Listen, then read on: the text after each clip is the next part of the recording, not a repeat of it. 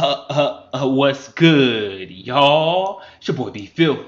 We back 412. I say before 420, but you know what it do. We out here about to look at these markets. Players. Alright, so we're gonna go and we're gonna look at what we looked at on Monday and see how it actually played out. So let's look at this, the NAS 100 of the NASDAQ. So we were expecting was price to come down in this, let's click this box here. It's 12,961 to 12,845 point area. And you see price tapped in quite nicely. So at this point, right, what would we do? We would go down to the 5 minute and we would look for, let's go ahead and get our candle filter on and look back further than this. I just want to highlight something. Or can I? I can't look back further. How about, can we do this? Can we do this? Oh yeah. Okay, so we see price coming in deep, right? So if we're looking on the lower time frame, we're looking for breaks of structure, right? So you could say this is a mini structural point, right? Let's go down to the 1 minute and I'll show you exactly what I'm talking about. All right, great. So you see here, let's go ahead and turn off this magnet. All right, so you see price comes up, drops down, up, drops down, wicks up, right? Retest, breaks up, right? And then we want to look for a trade somewhere in this area. So we see it pull back and start to come up, right here, triple M. Boom. We wait for a nice little burst. We probably trail it here. We move it to break even. After this price, it bursts up again. Keeps going. Oh wow, look at that. Pulls back, hits a burst. So honestly, I'd probably say what I would have done was I would have trailed it here and I saw it pull back and I would have saw it go up. And I probably would have trail stopped it to here. So, you know, you end up with a 1.5, something like that. But if I had a different risk management strategy, let's just say I was going for 1 to 3. I mean, obviously you can get a 1 to 3 out of this. If you're looking to run structural points, obviously you get that too. You might come close here. You might have moved it to break even. But, you know, if you're looking for structural breaks here, maybe you even go all the way up here. You say 1 to 14. It's a lot of meat on the bone is basically what I'm trying to say. So let's go ahead and cancel this. And let's back out. But ultimately, I had this posed for this large area here. And, I mean, quite frankly, popped in and it didn't really run where we were thinking it was going to run, which is up to this zone here, which is the 13,388 points to 13,555 point area. Hasn't quite ran that yet. And the reason why, if we recall, you saw my video, we're looking for this to be a upthrust UTAD to complete a distribution on a higher time frame. So you can see here 3-hour distribution, 3-hour S&D accumulation. It looks like that's pretty much what we're doing here, right? Reaccumulation to go up here, right, to eventually fall off. So we're pretty much just going to keep that. We're going to keep this how it is. Now, you see price here. We could see, let's go ahead and remove this because we're still going to see if we can trade up because we're still thinking price wants to go up there. So ultimately, we're looking for these highs to be ran on a lower time frame somewhere. So we just saw this break of structure here, right? Boom. And we have to ask ourselves, was the last unmitigated zone? I'd probably argue this right on a lower time frame. You could probably refine it. So if we go down to the 15, last down move before the up move. In this area, it seems like we're tapping in right now. So theoretically, right, we see probably buying climax, automatic rally, second test, STMB, right? Break of structure. Now we probably want to see a retest before, right here. And what we can do, hold on, what was this? What was this on? I think this was a 3 hour, right? Was it 6 hour? No, it was a 1 hour. Yeah. Okay, so let's go ahead and label these just so we're tracking. You feel me? All right, so we're gonna say 1 hour S&D accumulation, and we're gonna go down to the 15-minute, reset this chart, and we're gonna label this as well.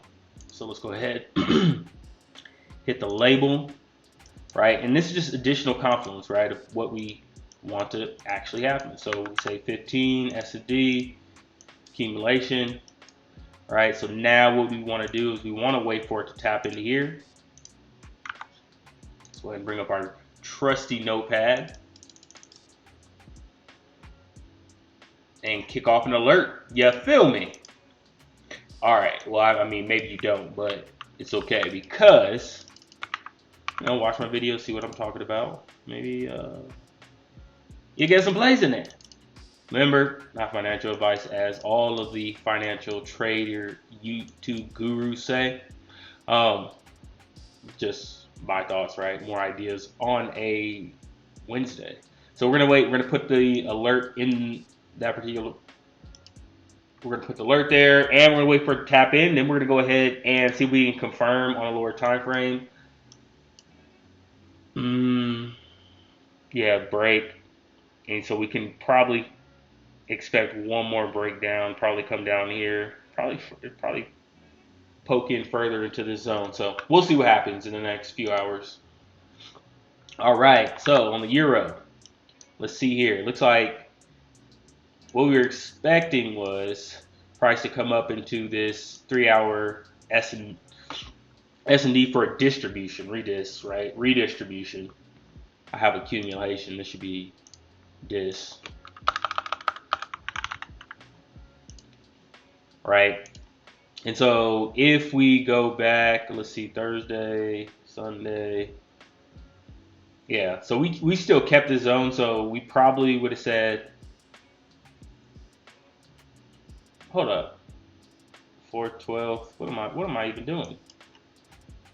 Yeah, we did that. We said that this was a zone, but I mean, ultimately, you could say that this was an absorption potentially, and it looks like we're coming back up into it. Right, we had a break up, we finally broke down again, and we had this daily. It's just a large zone, a daily supply and demand zone. So, or S&D. So I guess technically we could potentially be looking for some shorts right now. Honestly, we're betting people. All right, so we have an up. I probably want to wait for it to break here, right? Because we already have 2 breaks to the upside, so this kind of makes me a bit wary to even think about shorting this, because it comes down pretty aggressively, but it has break 1, right? Break 2, so then why not continue higher, right? To run at least this high. And then we could say the overall schematic in this zone would probably be, yeah, probably selling, no, buying climax, automatic rally, secondary test, up thrust, probably UTAD, and then we see a breakdown, retest, and then final breaks. I mean, if you look at the market cycle B indicator, we see the money flow curling over. So we could probably see a nice little burst to run this,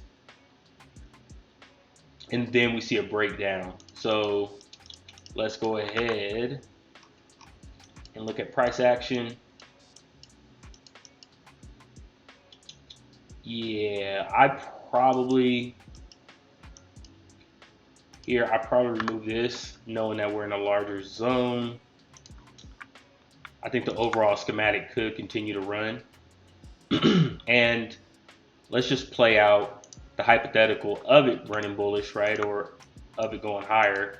Maybe we trade off something like that, right? Because we have this breaking structure here. We look for the last down move forever. We see this mitigated.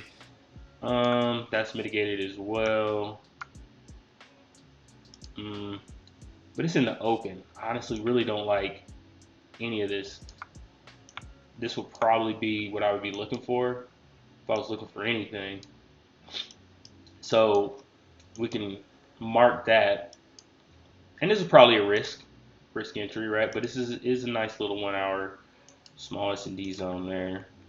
Unmitigated, right? We're just looking for unmitigated areas that haven't been tapped into. So we'll put that as a demand zone. We'll wait for price to come back down here.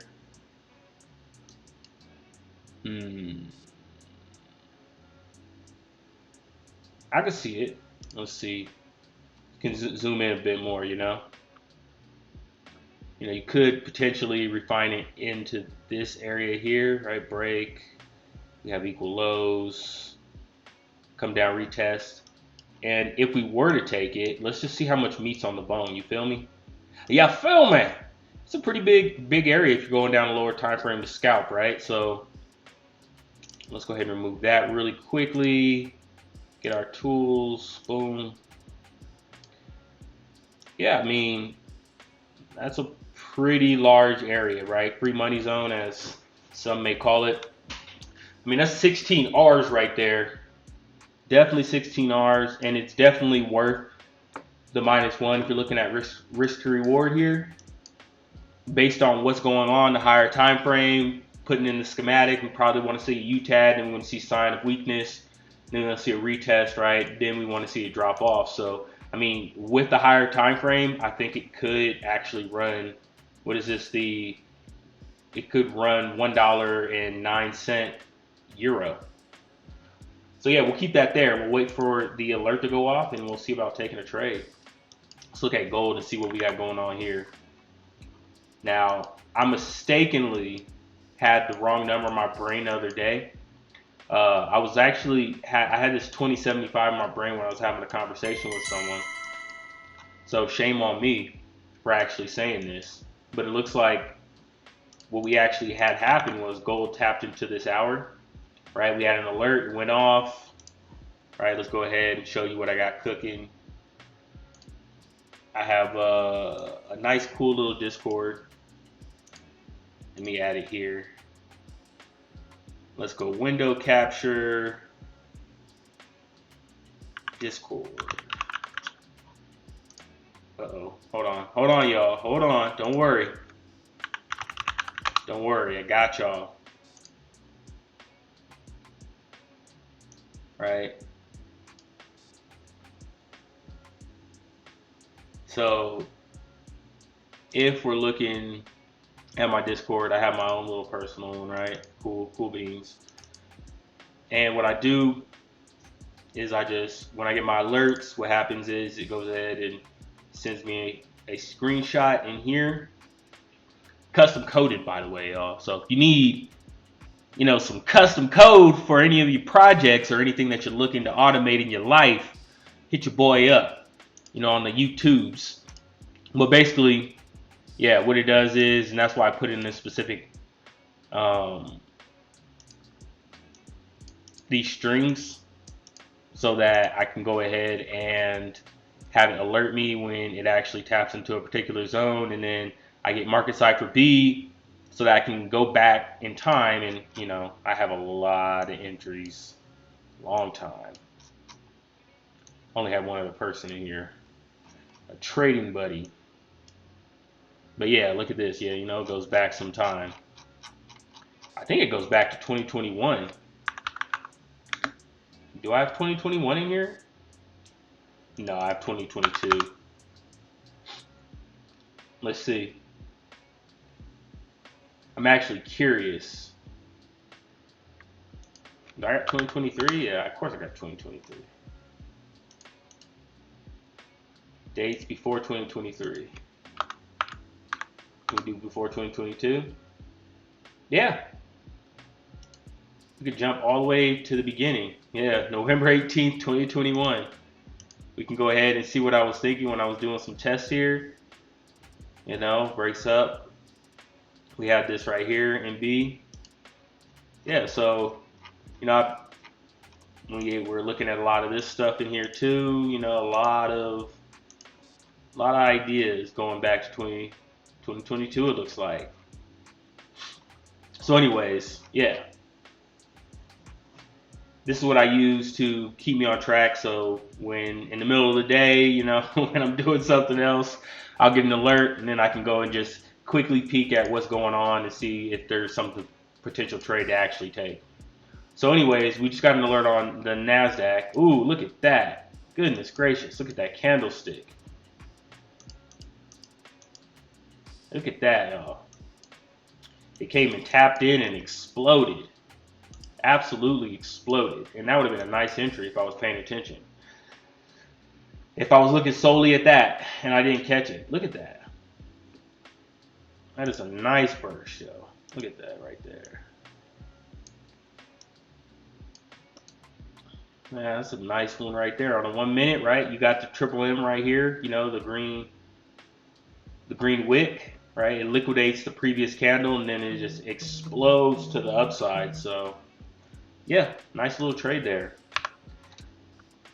Wish I was paying attention. So anyways, it looks like quite a few pairs just had this happen. Yeah.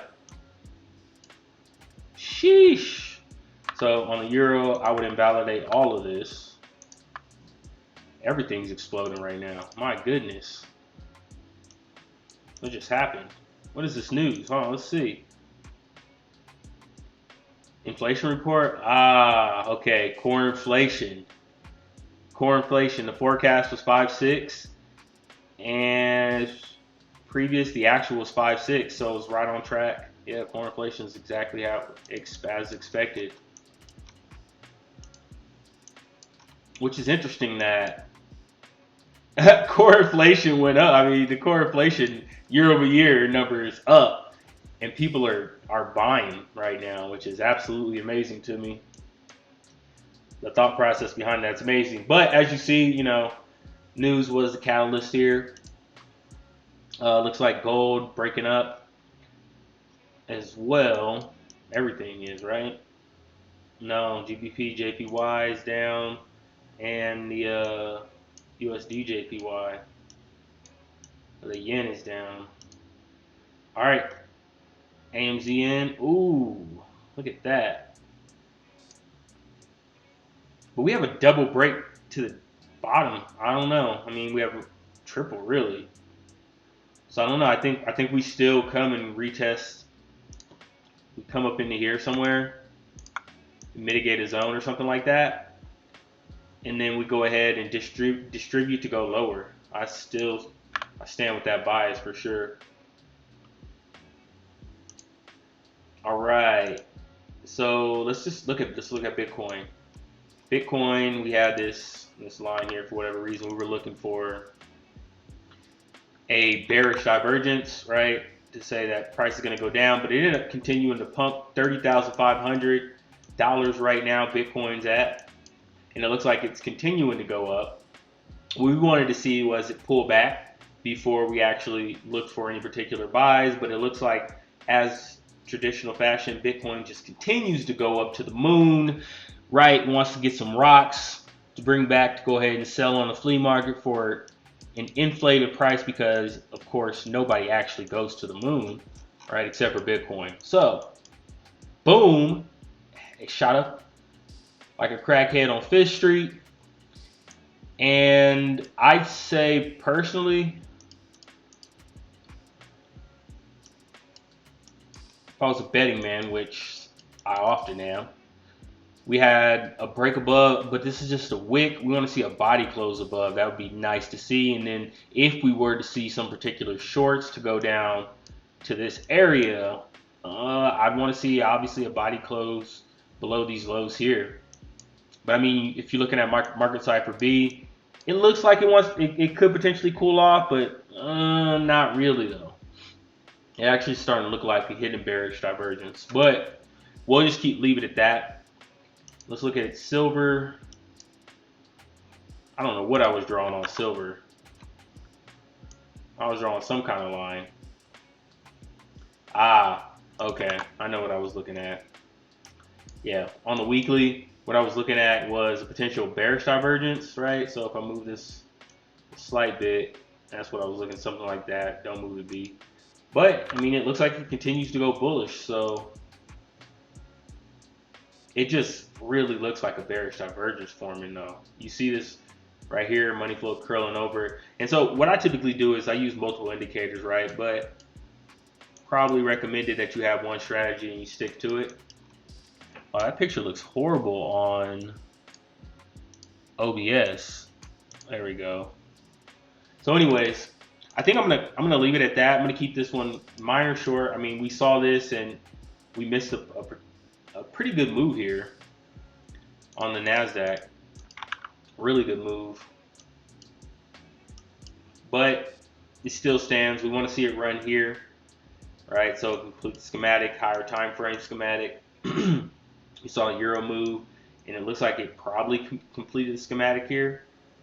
But we want to see a pretty large move down if we want to go ahead and start looking for shorts.